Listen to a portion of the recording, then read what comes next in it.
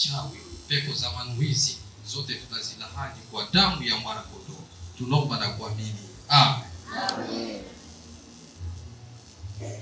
Tufungue Biblia katika kitabu cha Yakobo sura ile ya kwanza mstari wa 9.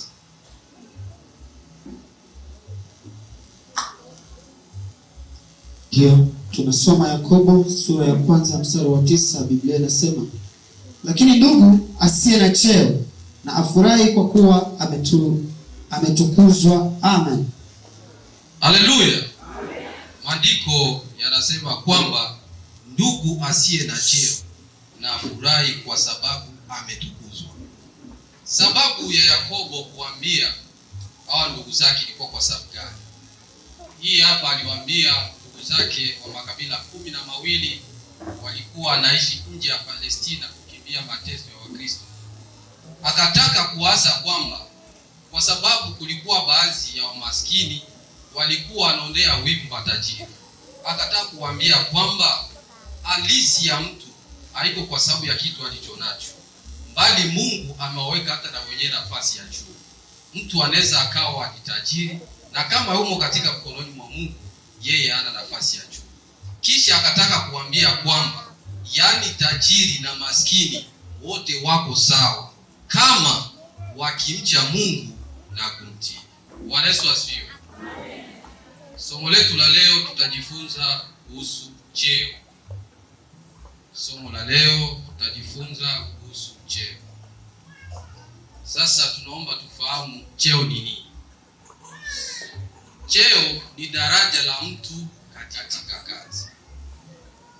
Visawe vyake, nikisema visawe, wale wataalamu wa kizungu wanasema synonyms, ni kama hadhi, kadiri, daraja, ngazi, kiwango. Tunaenda na mfano. Mtu akiitwa rais, hicho ni cheo. Mtu akiwa askofu, hicho ni cheo. Mtu akiwa waziri, hicho ni cheo. Mtu akiwa mchungaji, hicho ni cheo. Hapa ndio mifano na mengine na mengine. Sasa katika somo hili tutazungumzia vipengele vitatu. Kipengele cha kwanza ni faida ya kuwa na cheo. Kipengele cha pili ni hasara ya cheo. Na kipengele cha tatu ni siri ya kupata cheo. Bwana Yesu asifiwe. Tunaenda na kipengele cha kwanza ambacho ni faida ya kuwa na cheo. Faida ni nyingi, tutazungumzia chache. Faida ya kwanza ni kujulikana, yani kuwa maarufu. Hii hapo utapata Wafalme wa kwanza sura ya 10 mstari wa 4 hadi wa 6. Wafalme wa kwanza sura ya 10 mstari wa 4 hadi wa 6. Tunasoma Wafalme wa kwanza sura ya 10 mstari wa 4 hadi 6. Biblia inasema, naye Malkia wa Sheba alipoona hekima yote ya Sulemani na ya nyumba aliyokuwa ameijenga na chakula cha mezani pake na watumishi wake walivyokaa na kusimamia kwao wangoje wake na mavazi yao na wanyeshaji wake na daraja yake ya kupandia mpaka nyumba ya Bwana, roho yake ilizimia. Akamwambia mfalme, ndizo kweli habari zile nilizozisikia katika nchi yangu za mambo yako na za hekima yako. Amen. Haleluya. Hizi ni habari za Malkia wa Sheba. Malkia wa Sheba alisikia habari za Sulemani akiwa mbali. Yaani Sulemani alijulikana na akawa maarufu kwa sababu ya cheo. Sasa huyu Malkia wa Sheba ni nani? Tukisema Malkia ainisho yake ya kwanza ni mtawala wa kike. Mtawala wa kike katika ukoo wa kifalme. Huyu anaitwa Malkia. Ainisho ya pili ya Malkia ni mke wa mfalme. Sasa Sheba ni nini? Sheba mpaka sasa eneo hilo alijulikani mpaka leo. Eneo linaloitwa Sheba alijulikana. Mbali kuna baadhi ya wadadisi wanasema kwamba Sheba ilikuwa katika bara la Asia. Na wengine wanasema Sheba ilikuwa katika bara la Afrika. Kwa wale wanaosema kwamba Sheba ilikuwa katika bara la Asia, wanasema labda inaweza ikawa kati ya Arabia Kusini, India ama Yemen. Na wale wanaosema kwamba Sheba inapatikana katika Afrika, wanasema inawezekana kwamba inaweza ikawa kati ya pwani ya Afrika Mashariki au pembe ya Afrika. Sasa hivyo basi, watu wa Yemen ambao ni watu wa bara la Asia wanasema kwamba Malkia wa Sheba alikuwa wa kwao. Kwa nini? Wanajinadi vile kwa sababu neno Sheba inamaanisha kwamba ni mfalme wa 7 wa Kiyemen.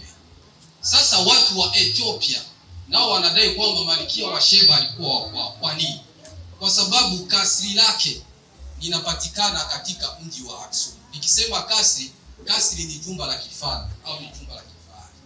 Yaani watu wa Ethiopia wanasema kwamba Malkia wa Sheba alikuwa wa kwao kwa sababu jumba lake la kifalme linapatikana katika mji wa Aksum. Sasa Aksum ni nini? Aksum ni mji unaopatikana katika nchi ya Ethiopia ambao unapatikana kaskazini. Na hii hapa Aksum tena ilikuwa ni mji mkuu wa kitawala wa Kiaksum. Kwa sababu utawala wa Kiaksum ulitawala kuanzia miaka 400 KY, yani kabla Yesu Kristo, mpaka karne ya 10 baada ya Yesu Kristo. Na ndio maana na yenyewe ilitawala katika pembe ya Afrika. Na ndio maana watu wa Ethiopia wanadai kwamba Malkia wa Sheba alikuwa wa kwao, yani alikuwa Mwafrika kuendana na watu wa Ethiopia. Bwana Yesu asifiwe. Sasa Malkia wa Sheba alitoka, alivyosikia tu habari za Sulemani, akatoka nchi ya mbali kwa sababu aende kumwona nani? Sulemani. Kwa sababu alikuwa na cheo, akawa maarufu. Hata na wewe ukiwa na cheo utajulikana popote, hata ukiwa unatembea, yule ana cheo, yule ana cheo. Bwana Yesu asifiwe. Tunaenda na faida nyingine ambayo ni ulinzi. Hapo utapata Samueli wa kwanza sura ile ya 26 mstari wa 5. Samueli wa kwanza 26 mstari wa 5. Daudi akainuka akafika mahali pale alipotoa Sauli.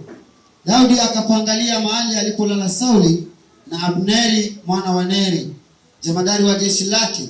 Naye Sauli alikuwa amelala kati ya magari, na hao watu wamepiga hema zao wakimzunguka. Amen. Haleluya. Hizi ni taarifa za mfalme Sauli. Alikuwa amelala, alikuwa amezungukwa kando zote kwa sababu alikuwa na nini? Na cheo. Yaani alipata ulinzi kwa sababu alikuwa na nini? Na cheo.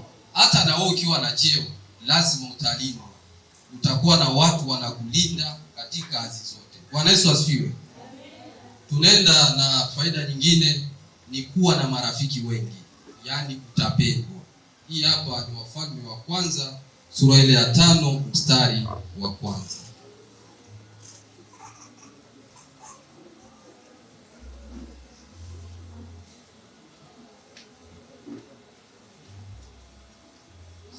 Mfalme wa kwanza 5:1.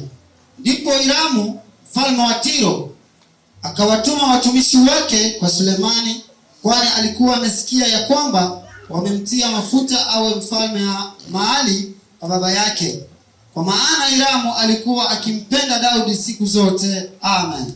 Bwana Yesu asifiwe. Hizi ni taarifa za Hiramu mfalme wa Tiro. Huyu alikuwa anampenda Daudi sana. Alivyosikia kwamba Sulemani amepata cheo, naye ule upendo tena ukamia mpaka kwa Sulemani. Na hata na wewe ukiwa na cheo, kuna watu wengi watakupenda, wengine watakuwa marafiki zako kwa sababu una cheo. Na ndio maana kuna vijana wanaita eti kutakuwa na machao. Yaani kuna watu watajikita sana lakini tutagusia chache. Hasara ya kwanza ya cheo ni kuua. Yaani mtu akiwa na cheo anaua. Hii hapa ni Samueli wa pili sura ile ya 11 mstari wa 14 hadi 15. Samueli wa pili 11:14 tunasoma. Hata ikawa asubuhi, Daudi akamwandikia Yoabu waraka, akaupeleka kwa mkono wa Uria. Akaandika katika waraka huo kusema, mwekeni Uria mbele ya watu penye vita vikali, kisha ondokeni mwache ili apigwe afe. Amen. Haleluya. Hizi ni taarifa za mfalme Daudi. Aliua Uria kwa sababu alikuwa na cheo. Na mpaka hatua alizidi na mke wake Baada hapo tena akaamua Uria afe vitani, ili tena na akamchukua mke Uria akaishi naye. Hivi vyote alimuua kwa sababu ya nini? Ya cheo. Na hata wengine akiwa na cheo anaua kwa sababu hataki aone mwingine kama ana kitu kizuri, kwa sababu kilichoumiza Daudi aliona Uria, mbona huyu ni kama askari, mbona ana mwanamke mzuri, ndio sababu alikufa. Sawa, ukiwa na cheo wengine wanao wakisikia, mbona huyu anatoa hoja ya msingi. Tunaenda na hasara ya pili ya cheo, kuoa wake wengi. Hasara nyingine ni kuoa wake wengi. Hii hapa ni Wafalme wa Kwanza sura ile ya 11 mstari wa 1 hadi wa 2. Soma. Mfalme Sulemani akawapenda wanawake wengi wageni pamoja na binti yake Farao, wanawake wa Moabu, wanawake wa Moabi na wa Waamoni na wa Waiti na wa mataifa Bwana aliyowaambia wana wa Israeli, msiingie kwao wala wasiingie kwenu, kwa kuwa hakika wataigeuza mioyo yenu kuifuata miungu yao. Sulemani akaambatana nao kwa kuwapenda. Okay. Haleluya. Hizi ni taarifa za Sulemani mfalme. Yeye alipendwa na wanawake wengi kwa sababu alikuwa na nini? Na cheo. Na hata na wewe ukiwa na cheo utakuta wanawake wanajisogeza. Na ndio utakuta asilimia kubwa utakuta wenye cheo wanawake wengi. Hiyo ni hasara nyingine ya cheo. Bwana Yesu asifiwe. Tunaenda na hasara nyingine ya cheo ni wivu. Hii hapo utapata katika Samueli wa kwanza sura ile ya 18 mstari wa 6 hadi 9. Samueli wa kwanza 18:6 hadi 9. Hata ikawa walipokuwa wakienda hapo, Daudi aliporudi baada ya kumuua yule Mfilisti, wanawake wakatoka katika miji yote ya Israeli kwa kuimba na kucheza ili kumlaki mfalme Sauli. Wakatoka na matari na shangwe na vinanda, nao wale wanawake wakaitikiana wakicheza, wakasema, Sauli amewaua 1000 zake na Daudi 10,000 zake. Basi Sauli akaghadhibika sana na maneno haya yakamchukiza, akasema, wamempa Daudi 10,000 na mimi wamenipa 1000 tu. Kuna nini tena awezayo kupata isipokuwa ni ufalme? Sauli akamwonea Daudi wivu tangu siku ile. Amen. Haleluya. Hizi ni habari za mfalme Sauli kipindi alivyoona watu wakimsifu Daudi. Baada ya ushindi wa Goliati, watu waliingia wakacheza na kuimba, eti Daudi ameua 10,000 zake, Sauli 1000. Sasa hiyo neno ilimuumiza sana Sauli. Akasema, itakuwa namna gani mimi ndio kiongozi wa nchi, nije ni huyu ambao amekuja siku hizi tu kwa ishara moja apate sifa kunizidi? Ndio maana nasema huyu mtu mwisho atapewa ufalme. Na hata ukiwa na cheo, ukiwa rais, hata mtu akiona huyu ni mbunge anatoa hoja za msingi na watu wanamkubali, yule rais anaona kwamba mtu ipo siku atalimoa, anafanya mbinu za kufanya nini? Za kumuondoa sehemu alipo. Yote ni nini? Ni hasara ya wivu. Hata kwenye nyumba za ibada unaweza kukuta mtu ana level fulani, lakini wanaona huyu mtu hivi anavyoongea, watu wanasema yule mbona yuko hivi na hivi, yuko bora. Mtu inaomba tufanye nini? Tuondoe hata pale kile cheo alichonacho. Yote ni hasara ya nini? Ya wivu. Bwana Yesu asifiwe. 4 ni kupinduliwa. Hii hapa ni Samueli wa pili sura ile ya 15 mstari wa 1 hadi 4. Soma. Ikawa baada ya hayo, Absalomu akijiwekea tayari gari na farasi na watu 50 wa kupiga mbio mbele yake. Tena Absalomu aondoka asubuhi na mapema na kusimama kando ya njia ya lango. Kisha ikawa mtu yeyote aliyekuwa na neno lililokuwa hali na budi kufika kwa mfalme ili kuhukumiwa, Absalomu humuita mtu huyo kwake na kumuuliza, wewe mtu wa mji gani? Naye akasema, mtumwa wako ni mtu wa kabila fulani ya Israeli. 3. Naye Absalomu humwambia, tazama maneno yako ni mema yenye haki, lakini hapana mtu aliyeagizwa na mfalme kusikiliza. 4. Tena Absalomu husema, laiti mimi ningewekwa kuwa mwamuzi katika nchi hii, ili kila mtu mwenye neno au dawa aje kwangu, nimpatie haki yake. Amen. Bwana Yesu asifiwe. Hizi ni taarifa za mfalme Daudi. Daudi ilifika hatua akapindulia mpaka na mwanae aliyemzaa. Huyu Absalomu tunayosema hapa, huyu ni mzaliwa wa 3 wa mfalme Daudi ambaye alimzaa kule Hebron. Mama yake Absalomu anaitwa Maaka binti Talmai mfalme wa Geshuri. Huyu hapa alianza kuingia mbinu ya kurubuni watu na akafanya hatua mpaka akapindua baba yake. Hii yote ni hasara ya cheo kwa upande wa Daudi. Yeye alikuwa na cheo, lakini mwanae aliyemzaa akampindua. Na ndio maana yeye alikuwa anasema, akiona mtu kama mimi ningekuwa mwamuzi, ningekuwa tayari mshatatua hii kesi. Hata kwenye nyumba za ibada ukiona mtu anasema kama angekuwa mimi ningefanya pale ambapo mchungaji amezembea, au kwenye vyama vya siasa angekuwa ni mimi ningetatua hili tatizo haraka, sio rais anachelewesha. Huyo mtu ana roho ya nini? Ya Absalomu, yaani ana roho ya mapinduzi. Kwa hiyo sasa ukiwa na cheo ujue kwamba kuna watu ambao wana roho ya Absalomu nyuma yako, wanahitaji mapinduzi. Bwana Yesu asifiwe. Tunaenda na kipengele chetu cha 3 ambayo ni siri ya kupata cheo. Kipengele chetu cha 3 kinasema siri ya kupata cheo. Ni kwamba usigombeze mtu kwa sababu ya cheo chake, kwa sababu aliyempa mtu cheo ni Mungu, na anayekataa cheo cha mtu ni Mungu. Sasa hizi hapa natoa ni siri ambazo unaweza ukatumia popote utakapoenda. Hii hapa ni kipengele cha 3 ambacho kinasema siri ya kupata cheo. Ni kwamba usigombeze mtu kwa sababu ya cheo chake, kwa sababu anayetoa cheo ni Mungu na anayekataa mtu kwenye cheo ni Mungu mwenyewe. Sasa hizi hapa ndo siri ambazo zipo 10.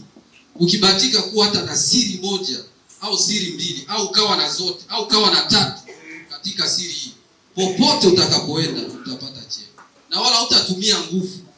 Utakuta watu wanakutafuta, utatafutwa na wakati wewe haujaweka propaganda popote. Hii siri hii niliwahi kipindi nilienda Dar es Salaam Kibamba kwa Mangi, nilikuta pale pana uongozi kwenye idara. Mimi nikawa pale tu na mimi mhudumu kama kawaida kwenye idara praise and worship. Lakini baada ya siku kadhaa kiongozi alivyoondoka, nikaona tu wanateo wote utakuwa hapo. Na pale pakajitokeza mchungaji mwingine. Huyo alikuwa sio Mtanzania, alikuwa ni Mzambia, alikuwa anaitwa Pastor Kafwimbi. Akasema kwamba mimi niko tayari kumfadhili huyu kwenye upande wa mavazi, vingine vyote, malipo madogo madogo. Mimi nikaelewa. Wale zangu wakaanza kujiuliza ambao tutoka nao Kigoma, itakuwaje umejulikana na hao Mzambia? Akasema hamna. Kuna siri ambao ukiitumia popote utapata cheo. Mimi mwenyewe hata hivi kuna watu wengine chukua cheo fulani, vingine na kikataa kwa sababu ni vingi mno. Naona yote ni kwa sababu unatumia siri na ambao ni siri ya kimungu. Ukitumia siri hii popote utakapoenda utapata cheo.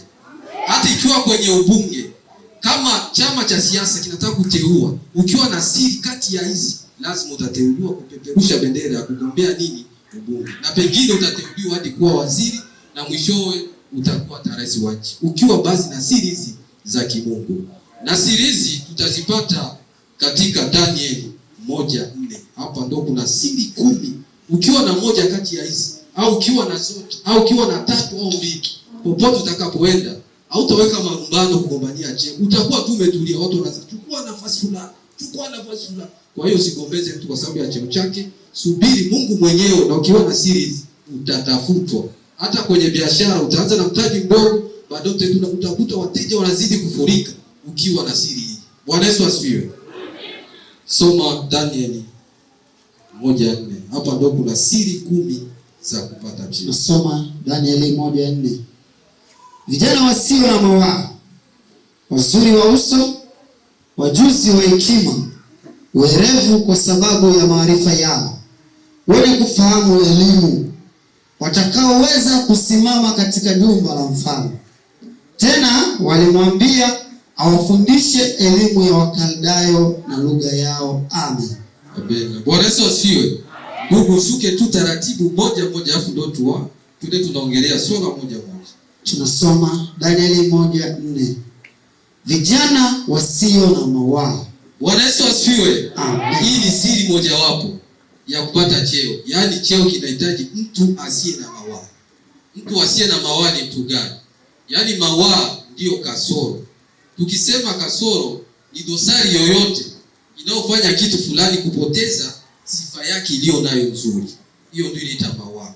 Yaani hapa kwenye masuala ya kiroho, mtu asiye na mawaa ni yule anayeishi maisha matakatifu. Yaani watu watajaribu kuangalia anaishije na majirani zake. Kazini kwake yukoje? Katika nyumba za ibada yukoje? Ana mtu wa kulaumiwa. Hii ni siri mojawapo ya kupata cheo. Bwana Yesu asifiwe. Wazuri wa uso. Siri ya pili ni uzuri wa uso. Uzuri wa uso sio umbili haya. Uzuri wa uso unasema kwamba muonekano wako wa nje ukoje mbele za watu. Kupitia tu siri ya muonekano wa nje unaweza ukapata cheo. Kwa mfano, ukienda kwenye umati wa watu, unaambia kwamba wewe utahutubia. Unaenda na mandala umevaa, watu wanakushangaa, ule ndio aliyeandaliwa. Kwa sababu ya nini? Muonekano wako wa nje sio mzuri. Au kwenye muonekano unaenda kama wewe ni mvulana, unasheviwa, zingine nywele ni marasta kichwani. Watu wanaanza kujuta. Ama ndio wale wauni wa mtaa. Kule Dar es Salaam wanaita panya road. Hao ndio wao. Ni vigumu sana wewe kupata nini? Cheo. Au kama wewe ni binti, utakuta unavaa nguo mpaka paja zote zinaonekana. Watu wanaanza kushakia. Labda wale si ndio wale wauni wa baa. Kumbe hii hapo muonekano wako wa nje, ukitaka kwenda angalia jinsi ulivyovaa ili watu wakukubali. Bwana Yesu asifiwe. Wajuzi wa hekima. Tunaenda na siri ya tatu ni ujuzi. Siri nyingine ya kupata cheo ni ujuzi. Sasa mtu mjuzi ni mtu wa aina gani? Mtu mjuzi ni mtu mwenye maarifa fulani ya jambo, ni fundi, ni mtaalamu wa kufanya shughuli fulani. Yaani ni mtu anayejua mambo kwa undani zaidi. Kwa sababu unajua ujuzi unatokana na mtu aliyozaliwa nao, na kuna wengine ujuzi wa mtu kufundishwa. Tunaenda kwa mfano. Mtu akiwa mjuzi ni kwamba akiwaambia kuna hafla ya kufundisha, anajua kwamba hapa naomba nianze na hili, niingie katikati hili, nimalizie na hitimisho. Huo ni ujuzi. Au kwanza kwenye masuala ya utunzi wa nyimbo, kuna watu wanapata nafasi ya kuwa walimu wa kwaya kwa sababu ya ujuzi. Anajua kwamba mimi taratibu ya wimbo najua nitaanza na neno fulani, katikati niweke neno fulani, na mwisho nimalizie na neno fulani. Watu wakisikia ule ujumbe wanaona kwamba huo ni ujuzi. Yaani inaomba mtu kila kitu ukitaka ukieleze kwa undani. Huo ndio ujuzi. Sasa ujuzi wa kuzaliwa ni kwa mfano. Unaweza ukaona kuna mtoto mdogo ana mazoea sana ya kusoma Biblia. Yaani yule mtoto kwa undani anajionyesha kwamba yeye ana ujuzi wa kufundisha. Yaani wao wamezaliwa nao. Sasa huyo mtu akipata ujuzi ile afundishwe, aelekezwe namna gani ya kupangilia 1 2 3, huyo mtu atakuwa mwalimu mkuu. Na hata kuna swala lingine la ujuzi ambalo ukiwa nalo hata kwa nyanja za muziki, mtu akiwa anapiga anajua kwamba hii hapa anashika noti fulani, hii hapa ni kodi fulani, hii hapa ni funguo fulani. Huo ni ujuzi. Na ndio maana kuna wengine kupitia ujuzi wao hata kwa kufundisha anaweza akapata cheo, kwa sababu akifundisha habatishi, anataja kitu na kitu chake. Kupitia hapo anaweza akapata cheo. Hiyo ni siri nyingine. Bwana Yesu asifiwe. Tunaenda na siri ya 4 ambayo ni hekima. Kuna mtu anaweza akapata cheo kwa sababu ya hekima yake. Hii hapa ni siri nyingine. Sasa hekima ni nini? Mtu mwenye hekima ni mtu mwenye akili, mtu mwenye busara, mwenye ufahamu. Yaani mwenye uwezo wa kushauri na kushauriwa. Yaani ni mtu mwenye maarifa aliyopatikana uzoefu mrefu. Yaani anaweza kuomba msamaha na ambaye ana uwezo pia wa kusamehe. Kuna mtu kwa sababu ya hekima yake anaweza akapata cheo, kwa sababu una ile busara, una uwezo wa kushauri hata askofu wako akikosea, una uwezo wa kumshauri ofisini kwake, unaweza moja kwa moja ataona kwamba umechangia hoja nzuri katika. Kupitia hiyo kuna wengine wanapata cheo. Bwana Yesu asifiwe. Tunaenda na siri nyingine ya 5. Soma tumishi. Wenye kufahamu elimu. Mwerevu. Wenye kufahamu werevu kwa sababu ya maarifa yao. Bwana Yesu asifiwe. Siri nyingine ya 5, mtu anaweza akapata cheo kwa sababu ya uwerevu. Sasa uwerevu ni nini? Mtu mwerevu ni mtu mwenye kutumia akili na hila kwa makusudi ya kupata haja yake, yaani mwenye akili nyingi. Kuna mtu anaweza akapata cheo kwa sababu ya uwerevu. Yaani mwerevu ni mtu mwenye ana uwezo wa kuhamasisha watu. Yaani kuna kitu ambacho wengine wanaogopa, hichi kitu hatukiwezi. Lakini huyu mwerevu anasema tutaweza. Na akihamasisha watu wanafanya nini? Wanaweza. Huyu mtu anapata cheo kupitia ule uwerevu wake, anasema huyu hapa apate cheo. Na mtu mwerevu tena ni mtu mwenye ana uwezo wa plan B. Yaani mtu wa plan B ni aje? Kwa mfano unaweza ukaalikwa nenda utoe huduma sehemu. Kuna kuambia mtumishi kila kitu tumekuandalia na nauli ya kurudi usihofu. Lakini mtu mwerevu anaenda naye tena anaandana kwake nauli. Kwa sababu kule kikwama yeye hata kosa nauli ya kurudi kwa sababu alifanya nini? Ana plan B. Huo ndio uwerevu. Na mtu mwerevu tena ni mtu mwenye maamuzi ya haraka, yani haichukui muda sana. Yaani mtu anaweza akapata cheo kwa sababu uwerevu wake. Yaani mtu akija tu na hoja kumwambia, ameshajua huyo mtu anataka aseme hili na majibu yanapatikana. Hata kama kuna kitu ambacho kinaomba kifanyike au ni kesi kutatuliwa muda wa mwaka mzima, lakini mtu mwerevu inatatuliwa muda wa wiki 2. Huo ni uwerevu. Kupitia uwerevu wako unaweza ukapata cheo. Bwana Yesu asifiwe. Tunaenda na siri ya 6, ni mtu mwenye maarifa. Yaani kupitia maarifa unaweza ukapata cheo. Sasa maarifa ni nini?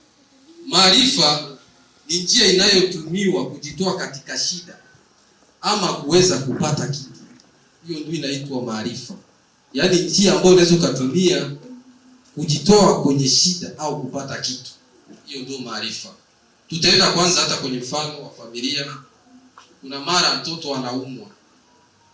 Unaona kwamba mtoto ugonjwa umepanda sana. Kwa hiyo muombe Mungu alafu mwelekeze hospitali. Na kule hospitali akipata uponyaji. Hiyo njia uliotumia hapo ya kujitoa kwenye shida mtoto asife. Hayo ndio maarifa. Lakini kuna mwingine anaweza akamfuga ndani, mtoto amefariki. Yaani alikosa nini? Maarifa. Yaani maarifa tena yanatumia kwa njia ya kupata kitu. Hii hapa kwa sababu leo ni kongamano la vijana. Najua vijana hata mara nyingi akitaka kupata mke, hapa kuna maarifa yanayofanyika. Anaweza akakuta yule ni mwimbaji anaimba kanisa gani? Anaimba pale. Basi nitafanyaje? Basi nenda nimwone mwenyekiti wa vijana ili tuonane na huyu binti.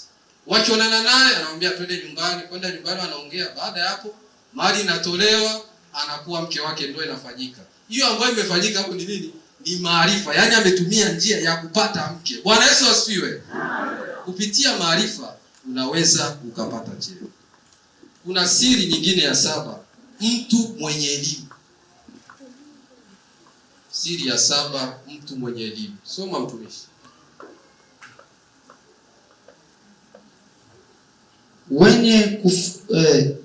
Wenye kufahamu elimu watakaoweza kusimama katika jumba la mfalme. Bwana Yesu asiwe. Siri nyingine ni mtu mwenye elimu. Elimu ni nini?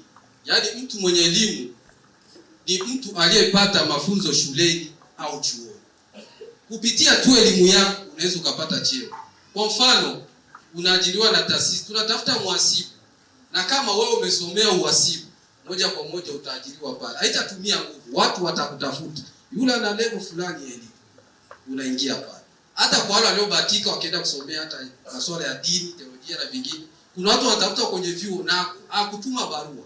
Kwa sababu kuna mtu fulani basi njoo huko.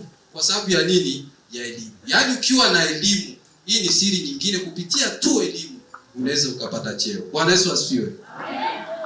Kuna hapa siri ya 8 mtumishi ameshaisoma, ni mtu anayeweza kusimama. Hii ni siri nyingine. Yaani ukiwa mtu ambao una uwezo wa kusimama, una uwezo wa kupata cheo. Kusimama maana yake ni, yaani ukipewa hafla hata ibada usimamie, uwe na uwezo wa kusimamia. Watu watakuona, yule kumbe anaomba apewe cheo. Au ukiwa kwenye hafla ya kongamano, wanakuambia wewe ndio utaendesha kongamano nzima. Kupitia hiyo tu wengine wanaweza wakapata cheo. Tena swala lingine la kusimama ni swala mtu anayeweza kuongea kwenye umati wa watu. Kuna watu wanapewa cheo kwa sababu wana uwezo tu wa kuongea kwenye umati wa nini? Wa watu. Watu wanasema, hapa tunaona tumweke nani? Anaona yule fulani ana uwezo wa kuongea kwenye umati wa watu. Hiyo ni siri nyingine. Unaweza ukapata cheo kupitia hiyo hiyo. Tena mtu mwenye uwezo wa kusimama ni mtu anayeweza kukataa neno mbaya. Yaani mtu anayesimama ni yule tena anayekataa neno mbaya. Kwa mfano, unaweza ukawa kwenye nyumba za ibada. Sasa kunatokea tatizo. Mtu napewa, hii hapa nenda upe fulani ule afi, hii ni sumu hii. Na unasema, Biblia inasema tuheshimu mamlaka, acha nende ni hata akisomea andiko mwambie hapana. Kama wewe ni mamlaka imetoka kwa Mungu, Biblia inasema usiue. Yaani wewe mtu mwenye uwezo wa kukataa. Bali kama ni neno mbaya useme hili sikubali. Bwana Yesu asifiwe. Na kuna hapa kwa mtu anayeweza kusimama, tena ni mtu ambaye anaweza kukaribia na kukemea. Kuna mtu anaweza akapata cheo kwa sababu ana uwezo wa kukaribia na kukemea. Kwa mfano, mtu ameonywa mara nyingi, inafika hatua hadi sasa inatakiwa yule mwenye cheo afanye nini? Amkaribia. Ile kukaribia tu. Watu wanasema kwamba huyu anaomba apate cheo kwa sababu ana uwezo wa kukaribia mtu, kwa sababu ameshaonywa mara nyingi. Kumbe uwezo wa kuweza kukaribia moja kwa moja unaweza kupata nini? Cheo. Sasa tena mtu anayeweza kusimama ni mtu gani tena? Yaani ni mtu asiyeogopa. Mtu asiyeogopa. Bali inapobidi kwamba hata uko kwenye umati wa watu, kuna watu wanaleta mambo ya kuvunja moyo. Wewe unasema mimi hapa sivunjiki moyo. Wanasema hamna, je, mnaoabudu Yesu mko sema mimi Yesu namjua na je Bwana na nini? Na Mwokozi. Yaani uwe mtu usiyeogopa, ukikutana na mambo mengine uwe ngangari. Bwana Yesu asifiwe. Amen. Tunaenda na soma mtumishi. Sifa nyingine ya kwamba tena alimwambia awafundishe elimu ya Wakaldayo na lugha yao. Bwana Yesu asifiwe. Kuna siri nyingine ambayo mtu anaweza akapata cheo, ni mtu ambaye ana elimu ya kigeni. Kuna mtu kwa sababu ana elimu ya kigeni, hakuishia tu kwenye nchi yake. Yaani alijifunza mambo mengi mpaka akapata elimu ya nje ya nchi. Na ndio utakuta hata viongozi wengi wanaotawala Afrika, ukifuata historia, ukifuatilia kwa ndani utakuta aliwahi kusoma hata nje ya nchi. Yaani wengine kupitia tu hiyo elimu ya nje ya nchi unaweza ukapata nini? Cheo. Bwana Yesu asifiwe. Amen. Na kuna siri nyingine tumeshagusia hapa, ni lugha ya kigeni. Hii ni siri ya 10. Siri ya 10 ni lugha ya kigeni. Yaani lugha ya kigeni ni kwamba hata kama wewe nchi yako kunaongeani Kiswahili, inaomba ujitahidi ujifunze hata ka Kifaransa, ka Kiingereza, ka Kiarabu. Yaani lugha yote ile ya kigeni uwe nayo. Kwa sababu kuna wengine wanapata cheo kupitia tu lugha yao ya kigeni. Kwa sababu tu anajua lugha ya kigeni. Unaweza kaenda msafara na wenzako, mnasafiri nchi za nje. Kufika kule wenzako hawajui lugha kama ni Kiingereza. Unaonekana wewe ndio unajua kati ya watu 100. Moja kwa moja unaweza ukapata cheo pale pale. Basi wewe utakuwa kiongozi wao. Kwa sababu ya nini? Ya lugha ya kigeni. Kwa hiyo tusikalie tu lugha za nyumbani, tujifunze na lugha za wapi? Za kigeni. Bwana Yesu asifiwe. Amen. Sasa tukisema lugha ni mpangilio wa sauti wa maneno unaoleta maana kutumiwa na watu wa taifa au kundi fulani kuwasiliana. Hiyo ndio inaitwa lugha. Yaani watu wakiwa wanaongea sema na wanawasiliana nchi nzima, hiyo ndio lugha. Sasa kwetu sisi tufanye nini? Kama sisi tulio hapa. Kwetu sisi inaomba tuachane na mapinduzi, bali tusubiri wakati wa Bwana, maana hivyo ulivyo umetukuzwa. Hivyo ulivyo umekaa umetukuzwa. Ndugu, soma tena Yakobo 1:9. Soma Yakobo 1:9. Lakini ndugu asiye na cheo na afurahi kwa kuwa ametukuzwa. Amen. Haleluya. Hauna cheo leo, lakini kesho utakuwa askofu. Hapo ulipo unaweza ukaona una cheo leo, lakini ujue kwamba wewe hapo ulipo ni mheshimiwa na umetukuzwa. Yaani ipo siku utakuwa waziri. Hapo ulipo unaweza ukaona hauna cheo, lakini umetukuzwa kama ilivyosema maandiko. Kumbe wewe unaweza kawa mbunge kesho. Hapo ulipo unaona kwamba hauna cheo, kumbe umetukuzwa. Haujui kwamba wewe unaweza ukawa mwenyekiti mkuu wa idara la kitaifa kwenye makampuni makubwa. Bwana Yesu asifiwe. Amen. Somo letu la leo tumejifunza kuhusu cheo. Kasema kwamba cheo ni nini? Cheo ni daraja la mtu katika kazi. Tulisema kwamba cheo ni daraja la mtu katika kazi. Katika somo hili tulizungumzia vipengele vitatu. Kipengele cha kwanza tulisema faida ya kuwa na cheo, na kipengele cha pili tukasema hasara ya cheo. Kipengele cha tatu tukasema siri ambazo zilikuwa 10 za kupata cheo. Alafu sasa tukasema kwetu sisi tufanye nini? Inaomba tuachane na mapinduzi ili tuepukane na roho ya Abisalomu.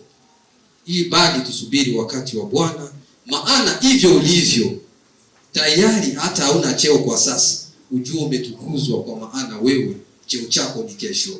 Na Bwana atubariki. Amen.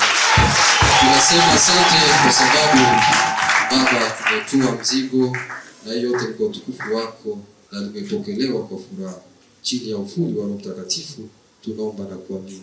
Amen.